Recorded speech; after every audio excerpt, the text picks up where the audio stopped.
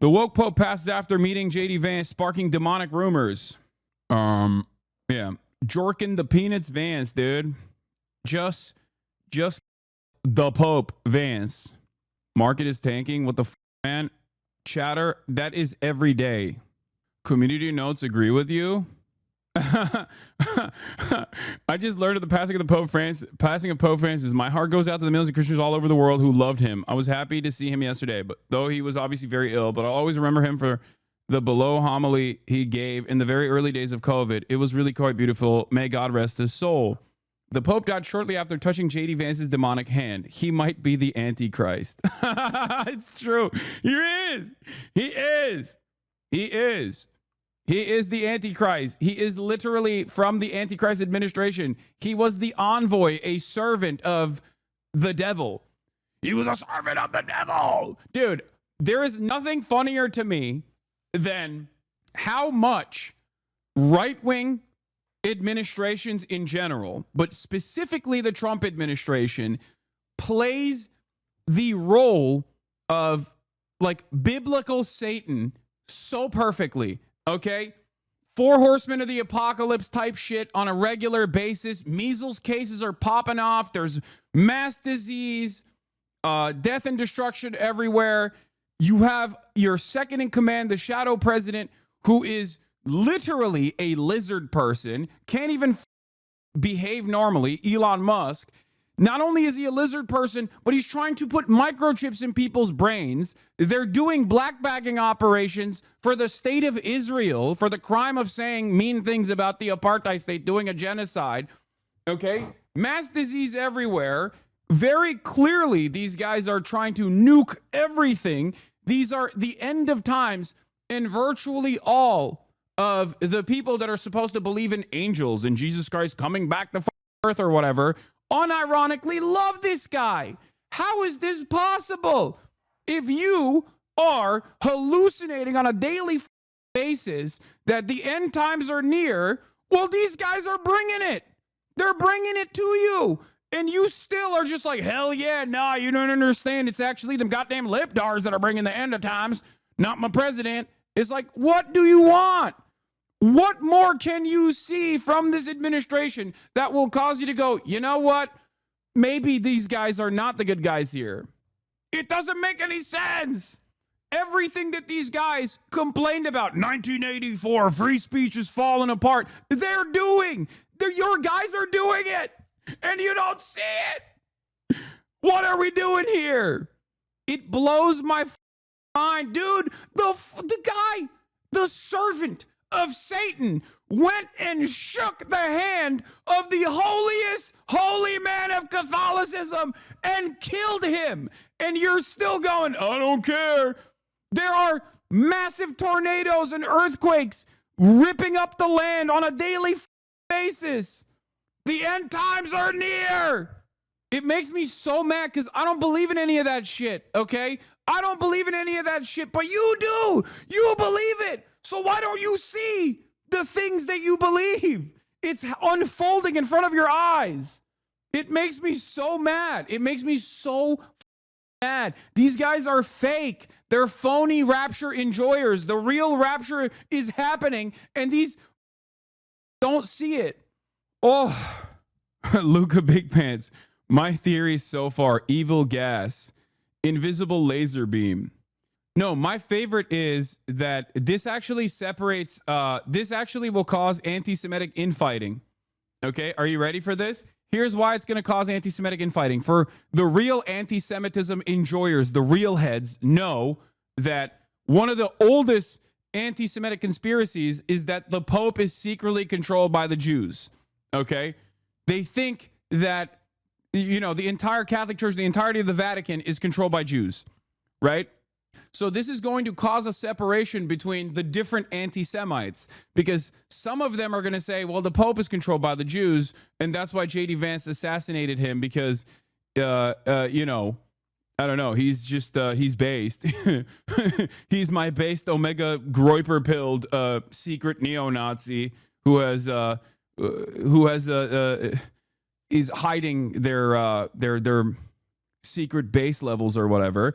But then the other the other people are also going to be mad because they're going to say JD Vance actually killed him because the Pope has been too critical of Israel. JD Vance used the new secret Israeli poison to kill the Pope.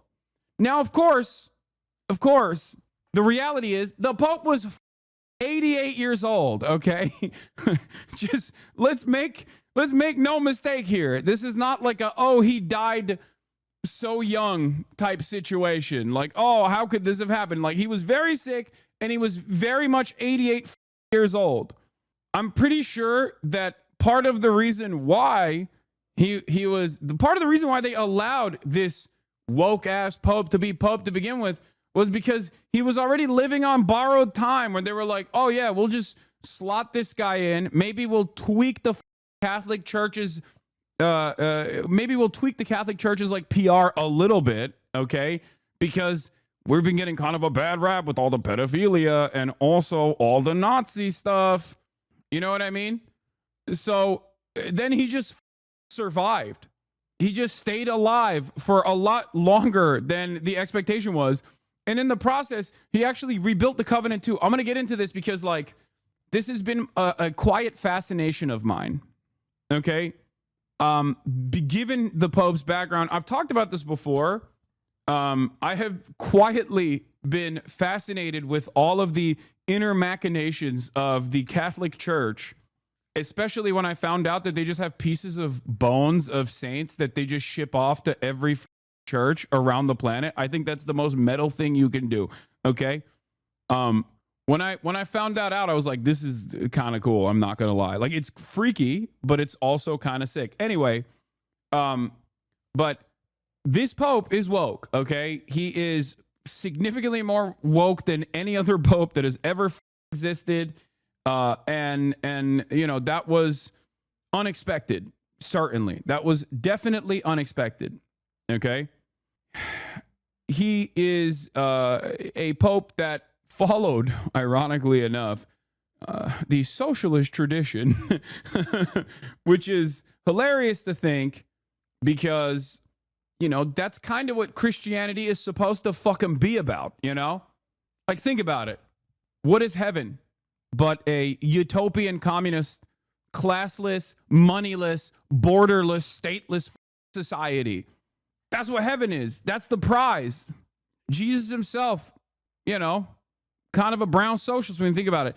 Anyway, so yeah, first non-European Pope in 1,300 years, first Latin American Pope, and he was definitely, I think, the best Pope. I don't know, like all the, you know, I don't know the 265 others, but in terms of like the latest popes, I would say that this guy was so far above, so much better. Okay, first of all, he wasn't a Nazi, so that's like immediately you're like, you have elevated above many of the previous popes.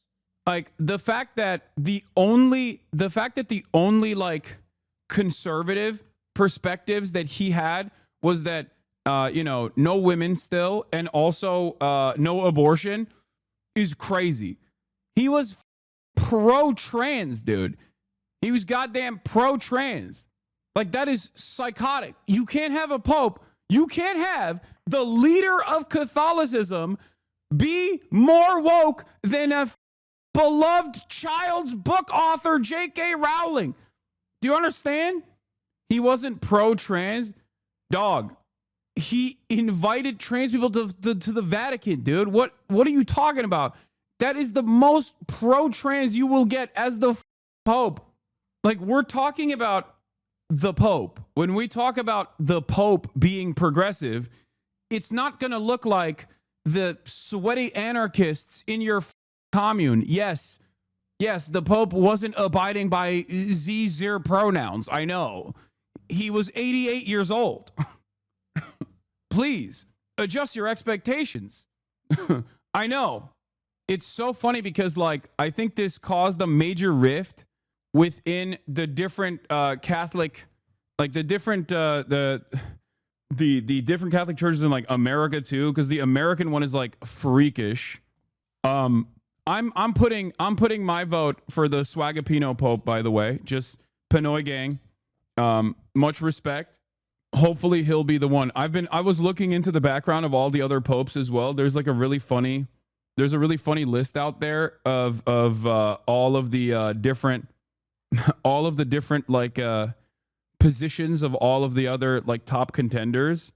And obviously we'll look into that as well. Who are the favorites to succeed Pope Francis? Now, one of the things that Pope Francis did, by the way, I'm going to get to his background in a second, but one of the things that Pope Francis did while he was alive, all the way up until the very last moment, because he knew he was living on borrowed time, was to basically bring in a bunch of super progressive popes, super progressive priests into the covenant. Like, he packed the courts, or cardinals, not priests, sorry. He packed the courts. The internal machinations of voting for the next pope is, I'm sure you guys have watched Conclave, so you're like somewhat familiar with it. But he added a bunch of cardinals that were woke as with the hopes that he could continue his legacy of moving the Catholic Church in a progressive direction. I don't want this list. There's a better list than this one out there. There's the one that like looks like a Hearts of Iron 4 list. Yeah, please read the clear confusion. He welcomed trans people and even trans sex workers, but was against gender affirming surgeries and the idea that gender was fluid. Yes. What is this? This is from Colin Bodale. So they were all Bible quotes, and the students guessed that every single one was Marx. Lecturing on liberation theology today from my PowerPoint.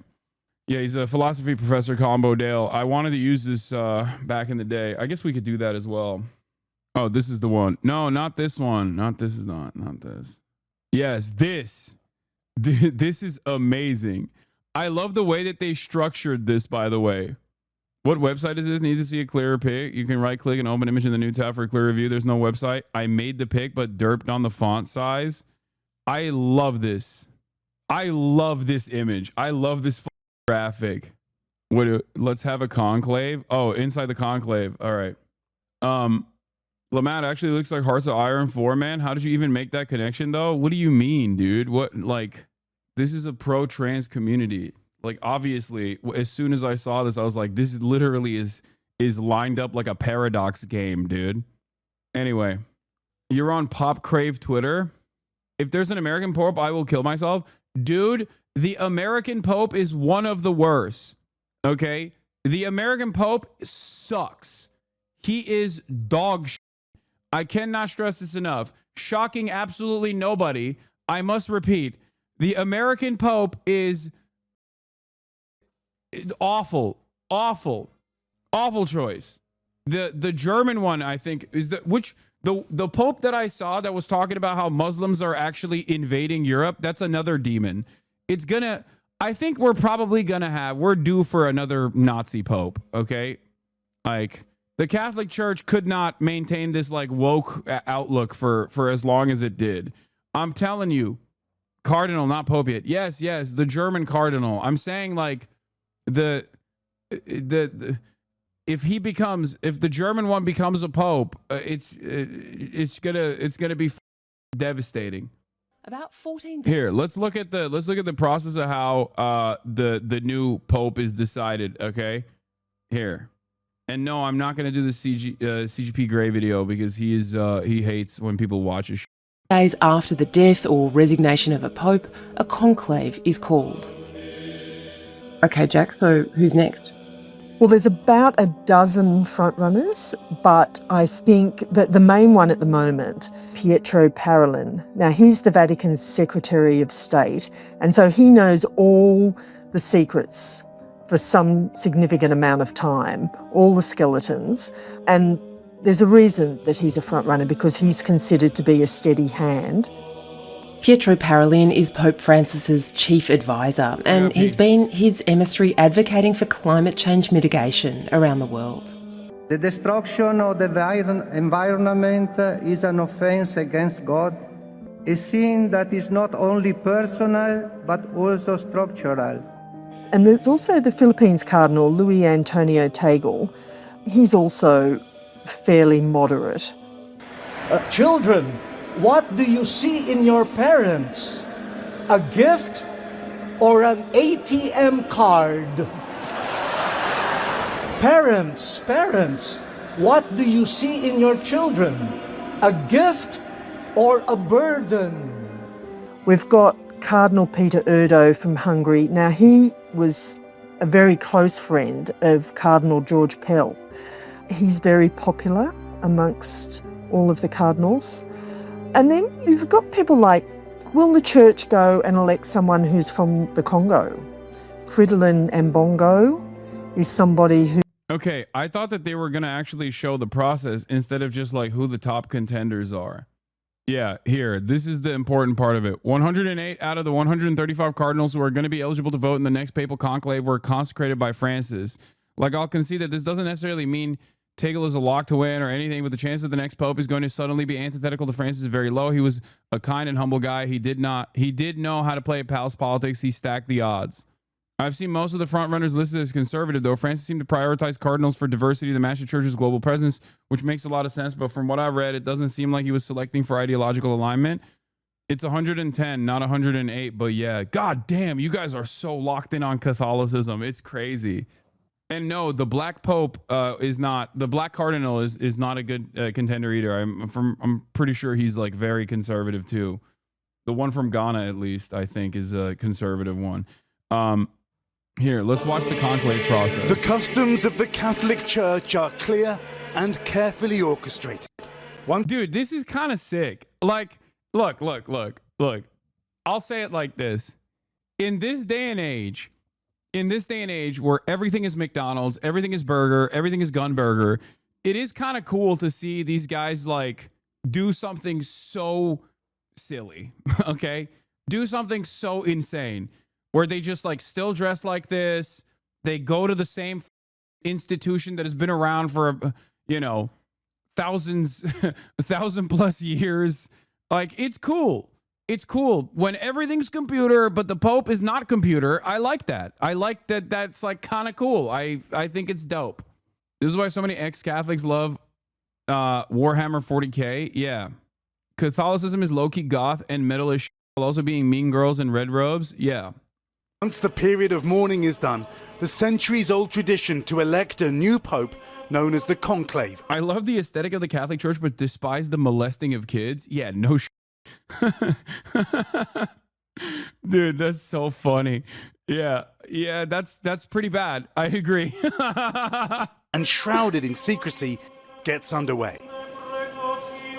Over the next 2 weeks, cardinals under the age of 80 from across the globe will descend on Vatican City, holding a series of formal meetings known as general congregations, and more informal, direct conversations too.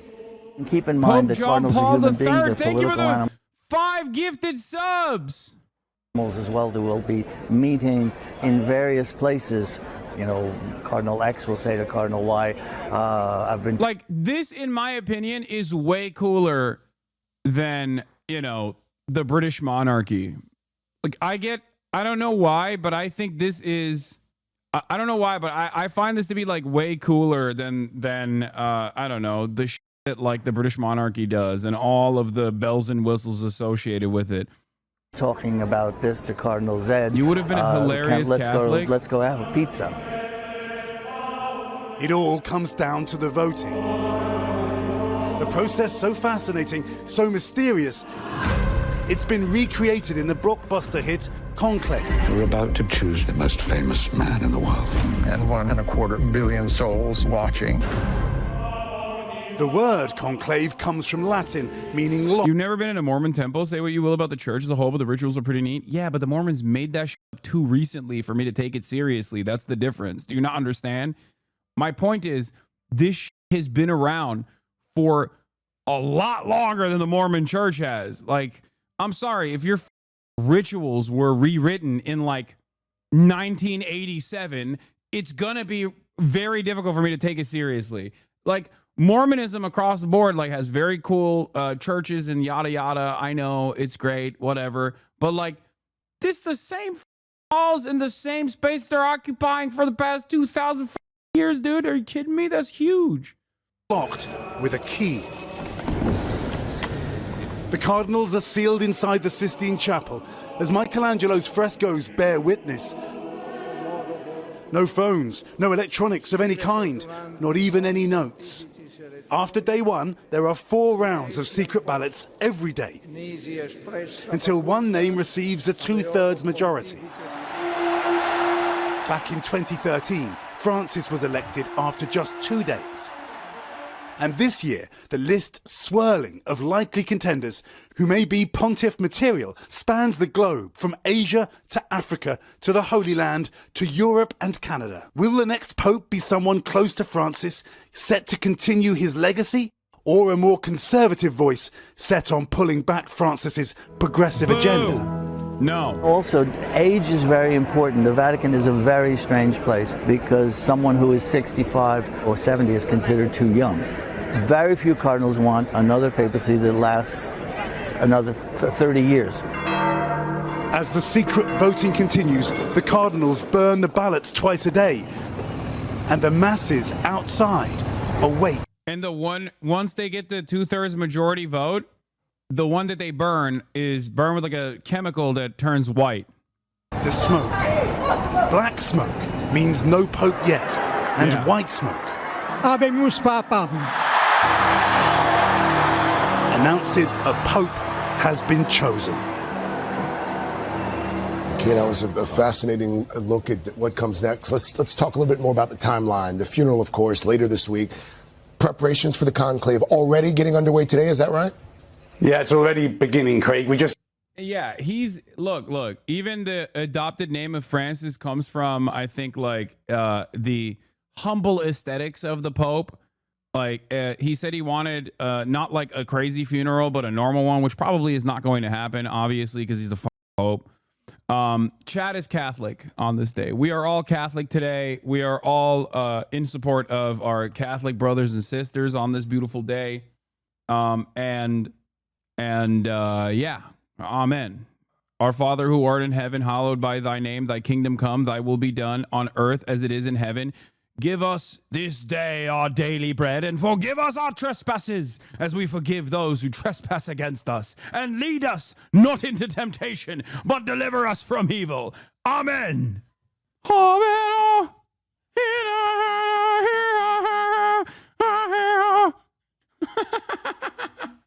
Anyway, if the Philippine got a pope, we are never getting abortion and divorce. That's so funny. All right. Conclave, 15 to 20 days after death, usually 2 to 3 days long. Just getting news of the laying of the Pope's body in the coffin happening tonight at 8 p.m.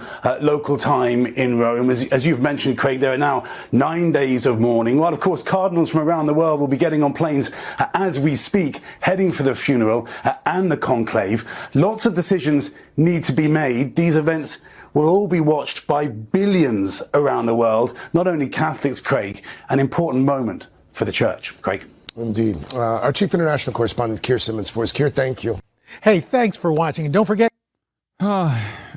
So I will say that I will say that I think ultimately it doesn't really fucking matter. If the Pope is woke, clearly it doesn't necessarily change a lot of the global Catholic opinion on these issues. Or maybe I'm wrong and maybe I'm cynical and you guys will tell me that your Catholic parents have actually been convinced not to be as like hateful because of how woke this Pope is, you know? Maybe. I don't know. Not cynical, just naive. I think that, Pope Francis was a champion of so many progressive causes.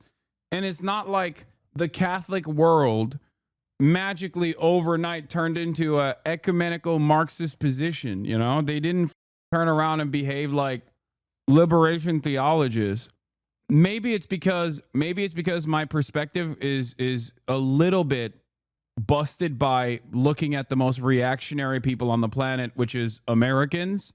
And American Catholics, albeit much nicer than American Protestants, evangelical Protestants, are still obviously incredibly reactionary in comparison to the Pope. So that part is what is guiding me to assume that not a lot of people were listening to the Pope at least in the United States of America. Okay? I would argue it did a lot of good on the LGBT side of things. They have a lot of power, but aren't going to be making any huge changes in the world order. Christianity is about 50-50 rep dem. It's the Protestants that are the real hogs. I have found that my American Catholic family members denied this Pope because he was too woke. If you're a liberal Catholic, check out Dorothy Day and the Catholic Worker. You agreed with him. If you were conservative, then you didn't like him. Yeah, that's what I'm saying. Like a lot of American Catholics who are incredibly reactionary in comparison to, especially this Pope, we're just like, this Pope is a fake Pope. I'm just gonna not listen to the things that he's saying. And then if you listen to the Protestants, he's a heretic anyway, because Protestants are mentally ill for the most part. You know who I'm talking about, okay? You know who I'm talking about. Don't take offense to what I'm saying, but American evangelical Protestantism, I think, is like singularly associated with severe, crippling mental illness, okay? It is crazy. Evangelicals are so psychotic, so insane. Like, they think the Catholicism is like heretical or whatever, right? They'll be like, the Pope is a symbol of the devil. That's one thing. They also literally are the first people that would lynch Jesus Christ if he were to return to earth. Okay, no Megiddo, no fighting the devil's forces, none of that. Why? Because a evangelical Protestant hog would literally get out of a Dallas megachurch, go to his F-150 pickup truck that's lifted, grab his AR-15 and spray him, okay? If Jesus Christ came back on earth, he would get lynched by Sunday in the aftermath of a church gathering on Sunday if he were to ever arrive at a Dallas megachurch parking lot. It wouldn't even get to like ICE deporting him. They would literally melt him on the spot. Anyway, Pope Francis championed historically progressive stances. Let's take a look at some of those stances, okay? First, why it matters. His advocacy often clashed with the church's more conservative wing, particularly after the pontiff criticized conservative theologians' suicidal attitude towards social change. Francis aimed to give women more leadership roles in church governance. In January, he named the first woman to head a major Vatican office. On climate change, Francis was outspoken against climate change and cast the blame on wealthy countries for global warming. Unfortunately, we've gotten to a point of no return, he said in a 2024 CBS News interview. It's sad, but that's what it is. Global warming is a serious problem. Climate change at this moment is a road to death. Francis in 2015 called pollution a sin and cited a moral obligation for international agreements to combat the effects of global warming, per the Washington Post.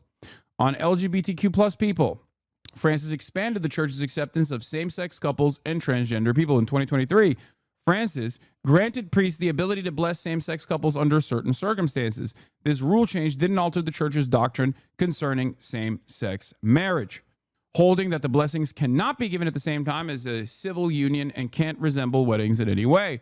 He said laws that criminalize homosexuality were unjust. He also decided transgender people could be baptized within the Catholic Church and serve as godparents. But in May, he apologized after reports resurfaced that he used a slur to refer to gay men in a closed-door meeting, which, by the way, canonically, he used a term that Austin and I and many others believe is exclusive to gay men. And I think that he used the F slur in a very gay way and not in a way where he was being homophobic. He did it in a very funny way. He did it twice, not once, but twice. It was so firmly a part of his lexicon that he just could not stop using it. So all the gays loved him for it. So I think it's fine, right? If the gays weren't if the gays weren't on board with it, that would be something different. But the gays seemingly were very much on board with it. Okay.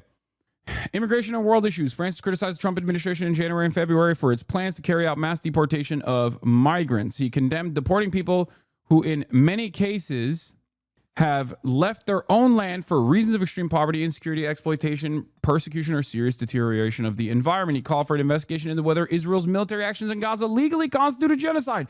He criticized Israel's attacks on Palestinians and kept in regular touch with the parish priest of Gaza. He called them pretty much every day, by the way, the Gazan church. Like he was incredibly outspoken on Israel's genocide in Gaza. So there are a lot of things that the Pope did that put him in the crosshairs of some of the worst demons within the Catholic Church and its structure, specifically Americans. He was very cool. He comes from a socialist background, a liberation theologist background. You know, some might criticize his actions in Argentina, initially claiming that he collaborated with the regime and allowed socialists to be slain in the process. And this is something that I've actually covered in the past, a couple of years prior. But overall, he was Hamas. The Pope was Hamas. Buonasera, Santo Padre. Buonasera, come stai? Sto bene, grazie a Dio. Mi scusa, è stato con la Santa Messa. Ah, con la messa. E dimmi, sì. Cosa avete mangiato oggi? Del pollo, le ali. El resto del pollo. El resto del pollo, la salita, che tal, Santo Padre? Lo che quedò del pollo de ayer. Quasi tutti il compound qua ha mangiato pollo. Casi pollo. Todos los refugiados acá comieron pollo ayer. Ieri hanno mangiato pollo. Anche il doctor Atallah. E también el doctor. كلت فراخ النهارده دكتور؟ كلت Dottore.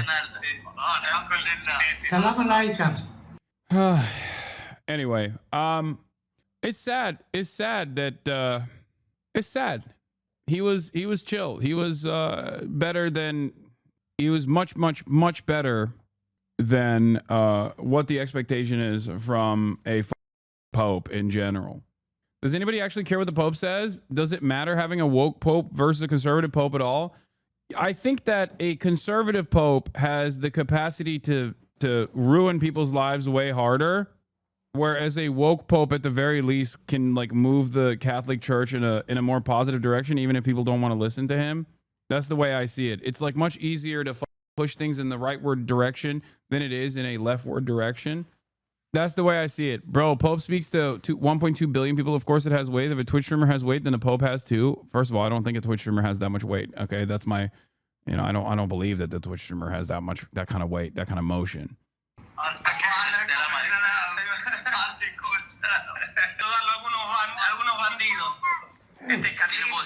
Yeah. But he considered what was going on in Gaza to be unconscionable and routinely checked in. And, you know, what more can you expect? Why are you acting as if it matters to the cardinal who's chosen as a Nazi when you know damn well that St. Peter will descend into their body and speak as God's emissary? It's not that the church has become more woke. God has.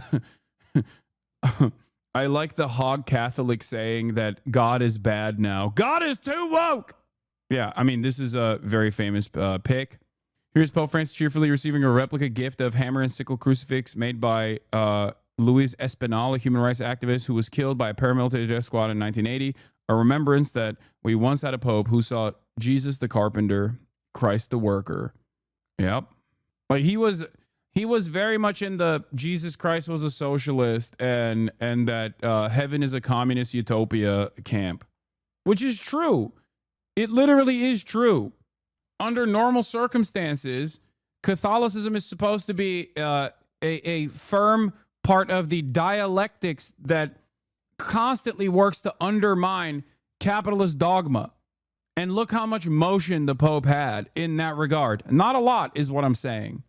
Like that's my point. Yes, it's Evo Morales. In this day and age, capitalism is so strong. Crazy you haven't mentioned that he was an open communist yet? No, I did. My point is, and I remember this. I remember this tweet. I remember covering this on the stream, I think. But our societies are too enslaved to market logic, and everything risks being subject to self-interest in the quest for profit. Volunteering is prophecy and a sign of hope because it bears witness to the primacy of gratuitousness, solidarity, and service of those most in need. Capitalism in and of itself is such a corruptive force that and is so successful, and capitalist dogmatic thought is so popular that even the goddamn Catholic Church can't undermine it. It is the true religion of the masses, in my opinion. Social justice is the core of the faith. Part of why I left the church is due to the people not following what they preach is the doctrine to be SJWs. Exactly. Where is this? Hold on. Yeah. Also, Jay Schlatt said, all I'm saying is April will be an interesting month for Pope Francis, and now Pope Francis is dead. What did Jay Schlatt know? All right. Let's get to the news report, the special report from American for 12 News years on through a the series Pope. of crises and challenges. He traveled the world and reached out to everyone he met, in particular, people who had often been overlooked or demeaned throughout the church's long history. CBS News senior correspondent Nora O'Donnell interviewed the Pope last year. She joins us now from Washington. Nora, good morning to you. A lot of people waking up just the way I did with the news that the Pope had passed away. When did you first hear about it? I saw you posted early this morning. I know. I was up early and saw that news from our team in Rome, learning that the Pope had passed away, and clearly a huge surprise on this Easter Monday. It was just about a year ago when we sat down with Pope Francis, and he gave CBS News the first ever one-on-one interview by a pope to a U.S. broadcast network.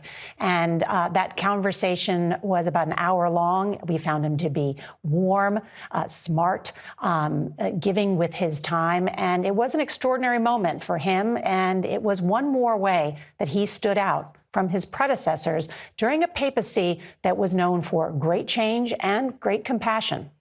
The Holy Father set the tone with his first official act as Pope, reversing a centuries-old tradition. I want to ask you a favor, he said. Before the bishop blesses the people, I ask that you would pray to the Lord to bless me. He named himself after Francis of Assisi, a saint known for his simplicity and humility. The first pope to hail from the Americas, the first Jesuit pope said he wanted a poorer church, one that would include the excluded. Rather than living in the lavish papal apartments where popes have lived for hundreds of years, he set an example by choosing to live at the Santa Marta, a simple guest house on Vatican grounds. That's where we met him in April 2024. His desire to reach out to ordinary people sent the bulletproof Pope-mobiles into storage. I cannot greet people from inside a sardine can, Francis famously explained, even if it is made of glass. He'd become one of the most popular public figures in the world, regularly speaking up for that kind of comes with the territory of being the Pope. You know? I don't think that was specific to this Pope. I feel like when you become the Pope, that's automatic. It's like it's kind of in the job title. You are technically supposed to command influence over 1 billion people. I don't know how many people are still like, what's the number of Catholics around the planet? 1.4 billion. The global Catholic population increased by 1.15% between 2022 and 2023, rising from approximately 1.39 billion to 1.4 billion. the voiceless and leading by example, whether dining with the homeless, washing prisoners' feet, or providing a home in Italy for migrants and refugees fleeing lands torn by war or economic instability. He was a tireless advocate for the rights of migrants, even taking the rare step of delving into a nation's politics when he criticized the Trump administration's plans to deport millions, saying it violated human dignity. The Holy Father pushed for progress in combating climate change, projecting imagery of the crisis on the front of St. Peter's Basilica, and becoming the first pope to issue official Vatican documents on the topic. He reformed the Curia, the central administration of the Church, appointing lay men and women to run Vatican offices. All this time, I just figured the Pope was the final boss of child molesters. How did I not know how base this dude was?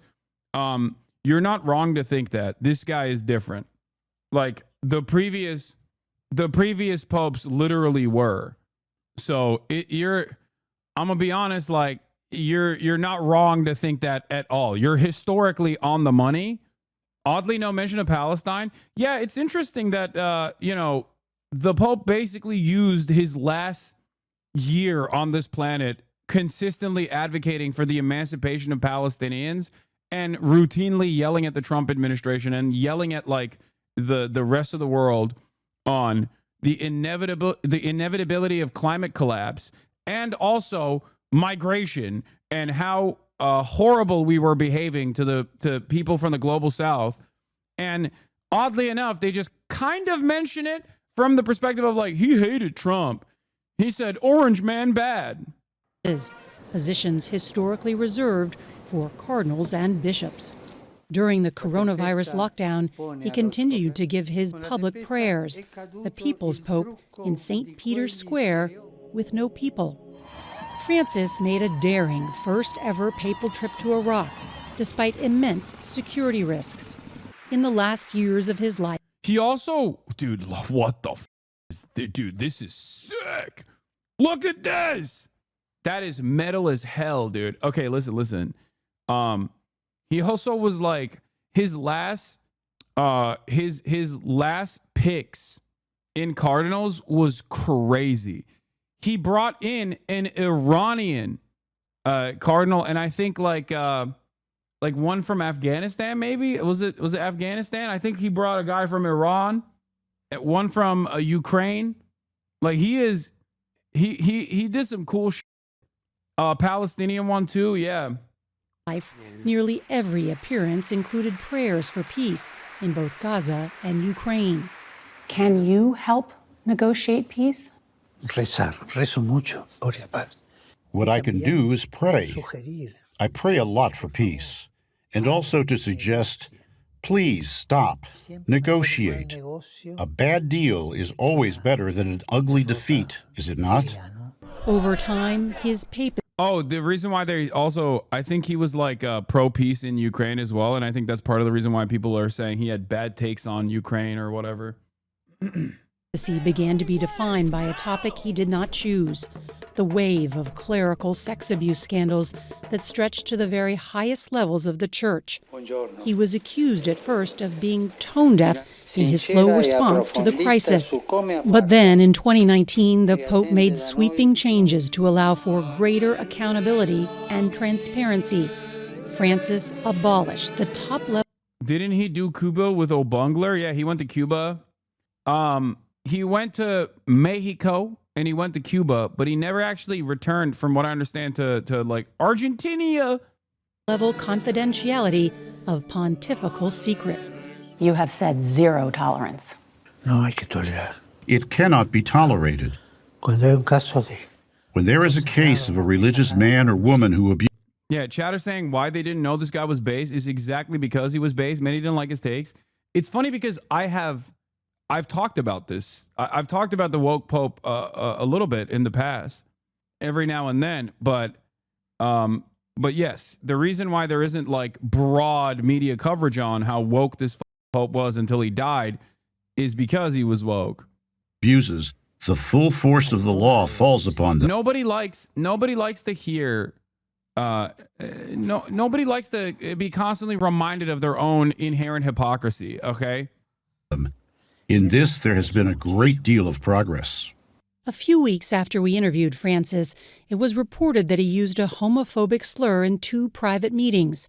But in his more than a decade as Pope, he voiced support for bringing the LGBTQ community into the church. That push started. Yeah. Bringing the LGBT community into the church just now. The joke is the Vatican has always been up to gay shit. And I don't mean like, I'm not even talking about like pedophilia, okay? I'm talking like straightforwardly. So much of this structure down to like, don't they have to make the Pope sit on a chair with a hole underneath it and then fondle his balls to make sure that it's a man? Like, there's so much gay shit. I mean, you're dressed around in robes all day, every day. You're getting the finest. You're getting the, you're always wearing the finest fabrics. His main tailor is the gayest man in Italy. And that's saying something because most Italians are very gay. Started aboard a papal flight just months into his tenure. Who am I to judge, he said. While he may have received widespread credit for changing the tune of the church, as one Vatican reporter puts it, the lyrics remain the same.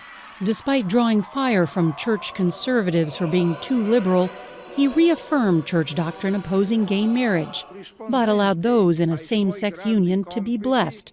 The chair ball fondling thing might be a myth. Yeah, the myth of the papal toilet chair.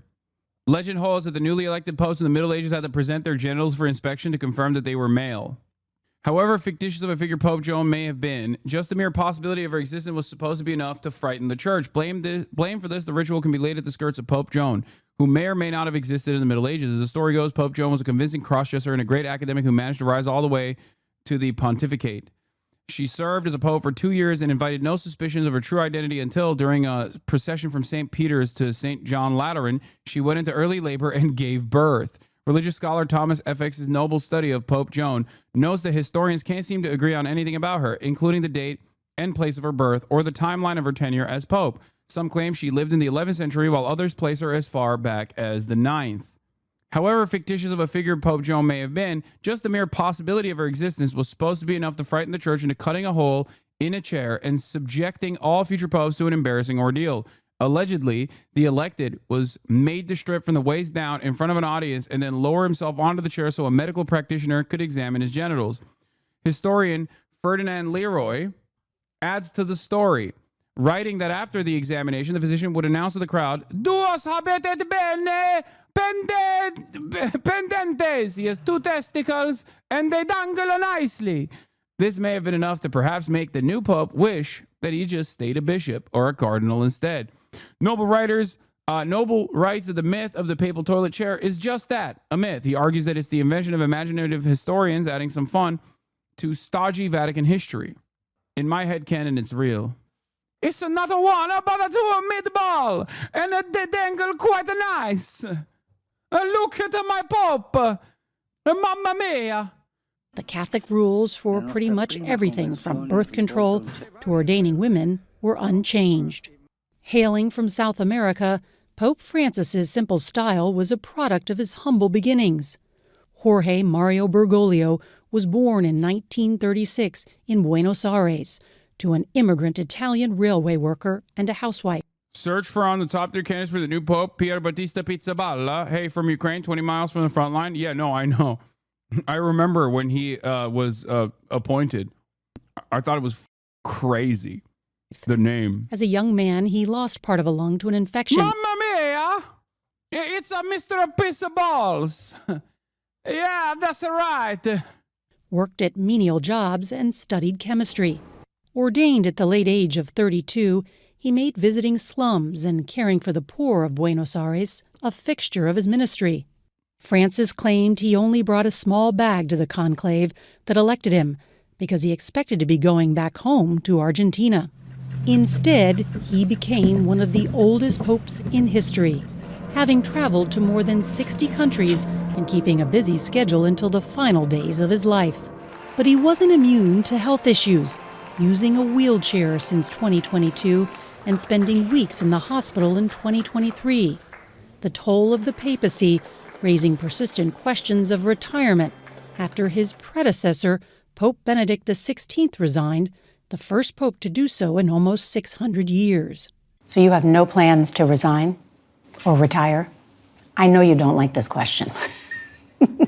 Yeah, and then J.D. Vance just assassinated him, dude. Gone so young.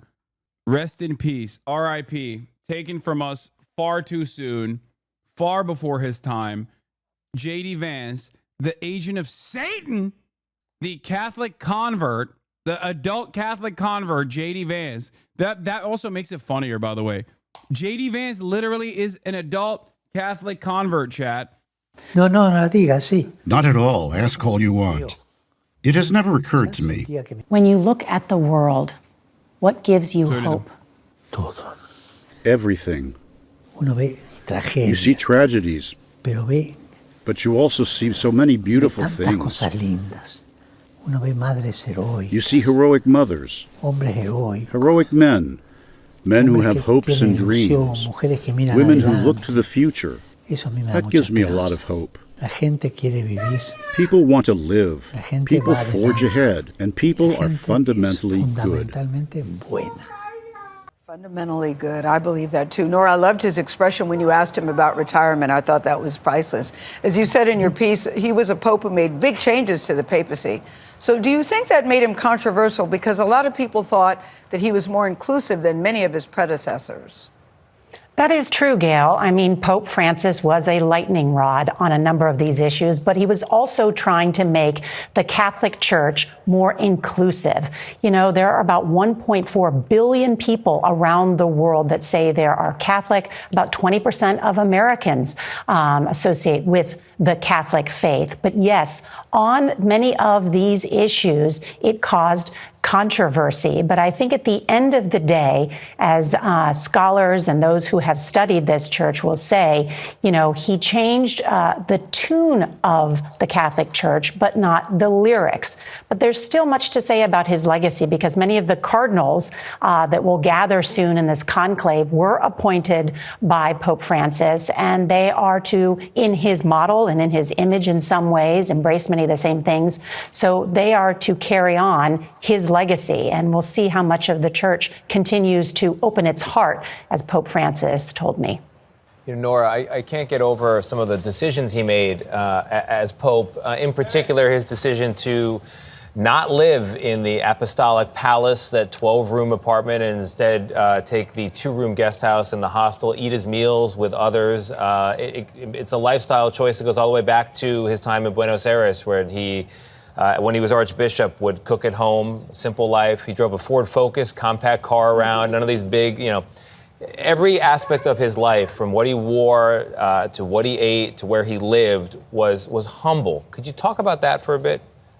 Yeah, I mean, look at what he's wearing. I mean, not the red regal robes that normal popes wear. Instead, the plain white cassock, that silver cross, not a gold cross that we might usually see on cardinals. And that's in part because he was the first in so many ways, not only the first pope from the Americas, but the first Jesuit pope. And I covered that conclave, some 12 years ago, and I had a guess that he might call himself Francis. He's the first pope to be called Francis after St. Francis of Assisi, who is known for his humility. The Pope is dead, and you're coming in the chat. Stop coming. And modesty. And that has really been the hallmark of his papacy. And that's in part why the Holy Father spent so much time talking about migrants during his papacy, because he talked about the globalization of indifference. He asked people to think about why migrants leave their home. They are fleeing. Bro, we got a commie pope, and there's literally still hitting the most like libtarded lines when describing his positions. He was basically running around being like, market forces are the forces of Satan, and these guys are like, he wanted everyone to be nice to one another. He wanted everyone to be nice to one another. Every day he was like, Israel's doing a genocide. I think we need to stop this. What is happening? They're doing unlimited baby murder. And they're like, oh, he just wanted everyone. He wanted people to be nice. He wanted the Israel and Palestinians to hold hands together. All that reaction from you is going in the next CNN intro reel.